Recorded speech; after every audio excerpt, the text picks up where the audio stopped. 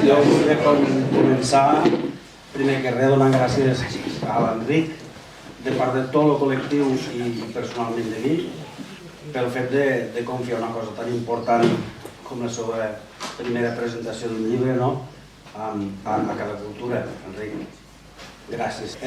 L'Enric és una persona que li encanta la història, que ha llegit molt, és una persona que li encanta viatjar, perquè el llibre ens descriu molts de llocs i d'una manera molt bonica, i per altra banda també és una persona molt crítica en el sistema, una mica anticapitalista, com fem tots els autors que en boca dels personatges posen coses que pensen nosaltres, crítica en la banca i crítica en la religió, perquè de fet el llibre bàsicament, encara que avança per diversos camins, el punt més important del llibre és la religió. Si un papa era capaz de suplicar de esa manera por la destrucción de unos papeles que a todas luces podían causar un daño irreparable a una institución como esa, no podía ni siquiera ni imaginarse la destructiva naturaleza del texto. Fa anys havia fet una mica de poesia, però bé, arriba un moment que et satures una mica i necessites algo més ampli. Crec que la novel·la és un bon format per explicar el que jo volia explicar. Jo en principi quan vaig començar a escriure no sabia ben bé com aniria. Tenia clar que volia escriure sobre religió, sobre política i sobre economia. Llavors vaig començar a fer una història, després va sortir una altra i em vaig trobar que hi havia tres o quatre històries diferents. Llavors, el més important va ser buscar un nexe d'unió entre aquestes històries. La califico d'una novel·la històrica d'intriga. Però dir només això, per mi seria quedar-nos curts, perquè la novel·la se ramifica per diversos llocs, que ens explica una mica de París, que ens explica una mica de Turquia, no m'ho vull equivocar, que ens explica una miqueta de Budapest, que després se'n va com no cap a Itàlia, cap al Vaticà, que es desplaça a Portugal, per molts llocs de Catalunya, es mouen els personatges i sobretot, com qualsevol calero que escriu, no se n'ha pogut estar de transportar els personatges en un moment determinat a la cara.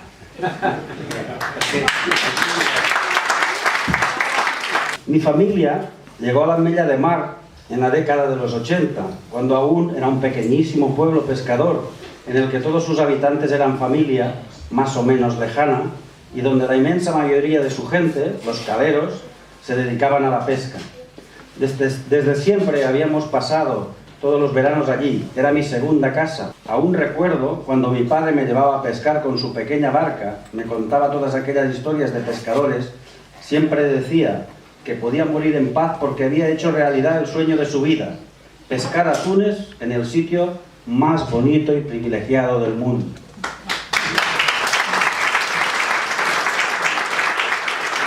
La novel·la arranca en un robatori d'uns documents del Vaticà, uns documents molt importants que posen en peu de cara a l'Església. El Vaticà nomena un investigador, una persona una mica macabra, no? Podríem dir rara. Sí, no el conec personalment. És un personatge real. És real. Va succeir, sí, és real. I després aquests documents se van movent per tota Europa, d'un cantó a l'altre, i a partir d'aquí els protagonistes, que són Sergi, Ben i l'Àngels, diuen històries diverses amb el moviment de documents, la persecució que estan rebent i al final no podem revelar perquè si ve l'animalada és al final. A mi el que m'ha agradat més de la novel·la és que tota persona que llegeix veurà que detrás d'esta novel·la hi ha un treball impressionant per part de l'Enric de documentació. Per què? Perquè ell el que fa és coincidir les coses que van passant a la novel·la amb fets reals, i en dates reals, i en llocs reals, i inclús a vegades en personatges reals, i això li dona una veracitat a la novel·la bastant important. De fet, el robatori dels documents el fa coincidir amb el cas Batilix, que va passar fa poc, i clar, tu quan estàs llegint i te'n recordes dels moments i del nom de les persones i dels concilis que nombra, de fet, per a mi és el que dona una consistència important a la novel·la, és això, la barreja de veritat i de ficció. I el desenllaç final, prenat d'una forma impressionantment bonica, que dona una credibilitat a tota la novel·la impactant. Perquè tu vas fent salts temporals dins de la mateixa novel·la. Retrocedixes, avances al temps. Sí, perquè diguem que aquests documents que es troben perteneixen a èpoques diferents. Llavors, clar, conforme ells van avançant, van trobant els documents, els van llegint, doncs retrocedim a l'època d'aquests documents. En poco tiempo, todo aquello se llenó de gente. Empezó a hacerle preguntas, pero por suerte su santidad se recuperó rápidamente y con mucho cuidado su mayordomo le susurró al oído que todo estaba en orden, en referencia a aquella desconcertante carpeta que en poco tiempo había puesto en pie de guerra a la todopoderosa Iglesia Católica. La meva pregunta és, la intriga històrica encara té lloc a la novel·la, a la literatura, al cine? Encara té lloc? Penso que sí. A veure, jo quan vaig començar a escriure ni molt menys vaig pensar en el tema dels mercats. Estem aquí, estem al poble i possiblement aquesta novel·la no vagi molt més enllà d'aquí. Ojalà que sí. O sí. Sí.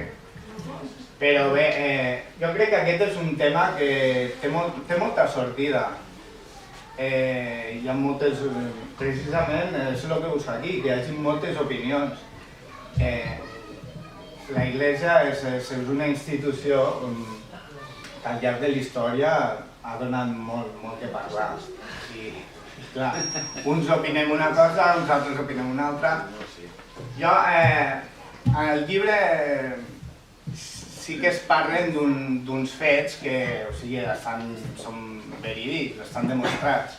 I això, per molt que no es vulgui veure, ha passat. Però jo no vull, tampoc vaig a saco a criticar a l'Església o a ningú. Més que res és una opinió personal a través d'uns personatges. I després cadascú pot fer la seva opinió, o sigui, el que fica aquí ni molt menys va a missa, mai millor dit. La pregunta meva, que si vols no cal que la contestis, és quan escriu un escriptor, quan escriu sobre drogues, no cal que siga drogadicte, no cal que hagi experimentat personalment la droga. Però tu fas una crítica tan profunda i tan documentada, com ha dit l'Àngel, de la religió, que et pregunto, has tingut alguna experiència forta religiosa, alguna contradicció religiosa en la teva vida que t'ha mogut a fer aquesta, per dir-ho així, confessió pública escrita? No. Òbviament, tots els que estem aquí ja sabem personalment el que ha passat en la vida. No, la resposta és no. Tampoc és qüestió que jo doni la meva opinió personal de si crec, si no crec. Una cosa és l'Església i l'altra és creure en alguna cosa. Hi ha moltes formes de creure. Jo, com fico al final del llibre, crec que sí, té que haver alguna cosa. Però no té que ser res físic, no té que ser un senyor penjant amb una creu, no sé. Però bé, és la meva opinió i, com ja dic, no és la meva intenció tampoc d'aquesta. Paolo no sabía lo que decían aquellos manuscritos, ni nunca lo supo, ya que era un hombre leal y precavido. A menudo, saber más suele salir muy caro, pero tenía que ser algo realmente importante y preocupante, ya que después de aquello, Benedicto XVI nunca volvería a ser el mismo. Has trencat un mito molt centenari i sí que és veritat que hi ha intriga, però les noves idees que tu aportes jo trobo que són... encara no s'han sentit, però almenys jo no les he sentit mai i trobo que això és increïble. Sí, hi ha moltes versions sobre la vida de milagres sobre la vida de Jesucrist, o sigui, hi ha moltes històries, s'han fet moltes pel·lícules, molts llibres, etc. Bé, jo ho he mirat des d'un punt de vista diferent. Igual desvelaríem una mica el final. No, la veritat és que ho has fet força creïble i jo el que te volia preguntar és, lo tenies clar al final des del començament o quan vas arribar al final vas dir, bueno, a veure com ho diguem això? No, més que res, com t'he dit... La idea final per a mi em sembla brutal. Com t'he dit abans, el més complicat va ser poder juntar les 3 o 4 històries aquestes que vaig fer per separat. Tenia que haver un nexe d'unió que les pogués juntar totes. Llavors aquí neixen uns quants personatges, l'amiga de l'Àngels, les amigues que van de Creuer i van a Roma. Hi ha una sèrie d'històries que la seva funció principal és poder fer de nexe d'unió de tot això. Però bé, el final, sí, el final tenia bastant clar. Sí. Hi ha molts personatges que és gent que hi ha aquí. I hi ha històries que les he viscut jo. I pràcticament tot el que es diu al llibre a través dels seus personatges són opinions personals.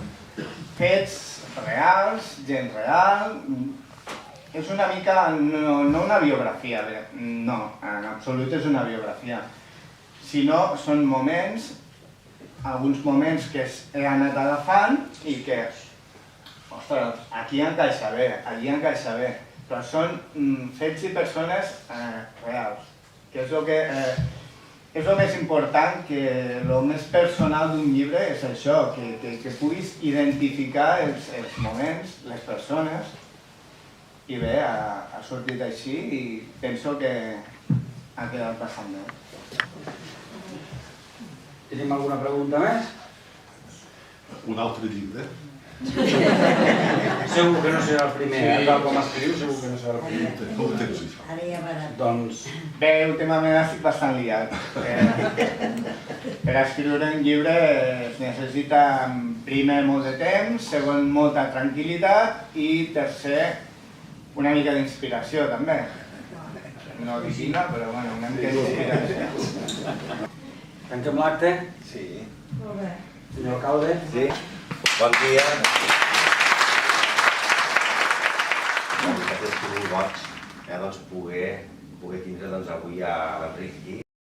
Aquest orgull que sentiu, segur, la teva família d'un dia tan important com és el d'avui, també el sentim la gent de la cala, els caleros i les caleres, els veïns d'un poble. Les coses són efímeres, les coses ja sabeu que tenen caducitat, comencen i acaben. Este llibre no morirà mai. Este llibre sempre parlarà de la cala, sempre parlarà i sempre farà el seu camí i per això donar-te les gràcies més sinceres per tot l'esforç i per tota la feina que has fet i també, per suposat, desitjar-te tots els èxits, no només amb este llibre, amb els que vinguin, perquè els teus èxits, a partir d'avui, són els èxits de tot el poble. Moltes gràcies.